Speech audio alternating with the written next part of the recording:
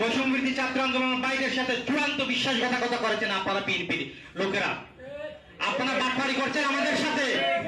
আজকে এই মঞ্চ থেকে আমরা জানাই দিতে চাই, সারা পৃথিবীকে যদি জসিমউদ্দিন কিনে নিতে পারে, আমাদের বৈষম্যবিরোধী ছাত্র আন্দোলনের কোন ভাইকে আপনারা টাকা দিয়ে কিনে নিতে পারবেন না। প্রত্যেকটা মিডিয়াকে যদি আপনি টাকা দিয়ে কিনতে পারেন, আমাদের কোন ভাইকে আপনি হাজার কোটি টাকা দিয়ে কিনে নিতে পারবেন না ইনশাআল্লাহ। চট্টগ্রাম ১৪ চন্দনায় সাতকানিয়া আংশিক সংসদীয় আসনের বিএনপি মনোনীত প্রার্থী জসিমউদ্দিন আহমেদের বিরুদ্ধে একাধিক মামলা ও ২০২৪ সালের জুলাই হত্যাকাণ্ডে জড়িত থাকার অভিযোগ এনে তার প্রার্থিতা বাতিল এবং আইনানুগ ব্যবস্থা গ্রহণের দাবি জানিয়েছে বৈষম্য বিরোধী ছাত্র আন্দোলন চট্টগ্রাম। আমাদের কোন ভাইকে আপনি হাজার কোটি টাকা দিয়ে কিনে নিতে পারবেন না ইনশাআল্লাহ। আমরা ন্যায়ের সাথে ছিলাম, ইনসাফের সাথে ছিলাম, আমাদের রক্তের শেষ বিন্দু দিয়ে হলো আমরা ন্যায়ের সাথে থাকবো, ইনসাফের সাথে থাকবো ইনশাআল্লাহ।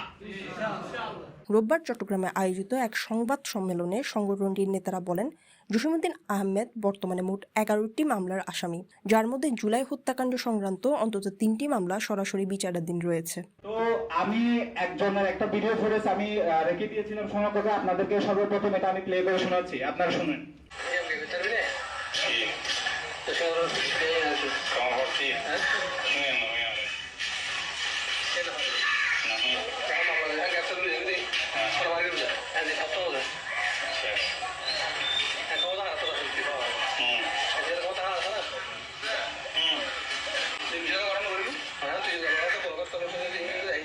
এখানে বলা হচ্ছে, আমরা যদি ক্ষমা প্রার্থী না চাই, আমরা যদি ব্লকেট কর্মসূচি দিই, তাহলে বিএনপির লোকেরা এবং জসিমের পক্ষে যারা কাজ করছে তারা আমাদেরকে একসাথে গণপিটুনি দিবে এবং ব্লকেট কর্মসূচি তারা ভেঙে দিবে।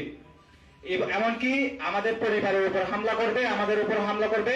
জসিমের অনেক টাকা, তার টাকার সম্পদ, সেই টাকার প্রভাবে সে পুলিশ থেকে শুরু করে নির্বাচন কমিশনও নাকি কিনে নিতে পারবে, এমনটা সে আমাদেরকে জানিয়েছে।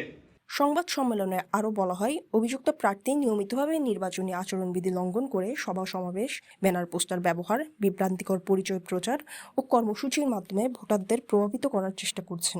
এ সময় তারা ৪ দফা দাবি জানান। সে আওয়ামী লীগ করেছে, তাকে ক্ষমা করা যাবে, সেটা আমরা মানি।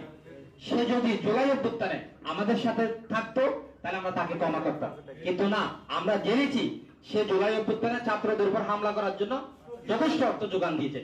হ্যাঁ, পূর্ণাঙ্গভাবে ভুলভাল উপস্থাপন করতে, মানে সে বোঝাতে চাচ্ছে আমি আওয়ামী লীগের সেক্রেটারির বিরুদ্ধে বিজয় হয়ে এসেছি, কিন্তু তার বিজয় হওয়ার পিছনে যে পূর্ণাঙ্গ অর্থ, ক্ষমতা সবকিছু আওয়ামী লীগের ছিল, সেটা কিন্তু মানুষকে বলছে না। ভিডিও ফুটেজ সহ সবার আছে। এই যে জসিমের নির্বাচনী প্রচারণায় এরা কারা দেখতেছেন? এখানে কোনো কি বিএনপি ছিল?